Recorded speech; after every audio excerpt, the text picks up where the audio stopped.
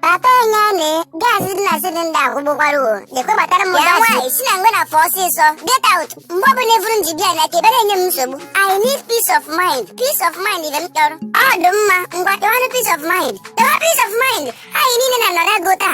Egu le gwa ni neta. Bogor. Wada waina. Ya burne diru edino tutungere. Sina na evum. Sindi ziru. Na evum.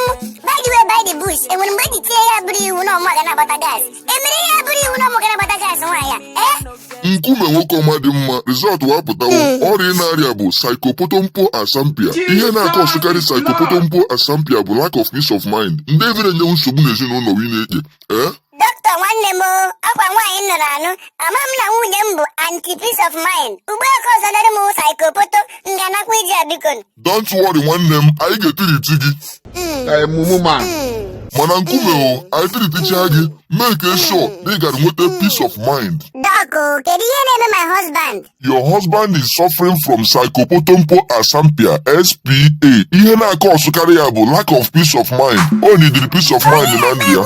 Ndị ngekwa na-ada onye tirie ewuchi m ewe. Dọkụ nwoke ọma ana mbe m ibe m soyi ka ndị ebere gwa na nkume ị na-emebikwara anyị ebe anyị ji arụ ọrụ. Ọhaneze ndị ihe ọma na-adị mma, ndị nji eko na ndị ihe m na-adị mma were ọsọ were ije ga download egwu a by Meella ihe kpọrọ ya bụ peace of mind. Ya gazie n'ụmụnne m. Give me my peace of mind.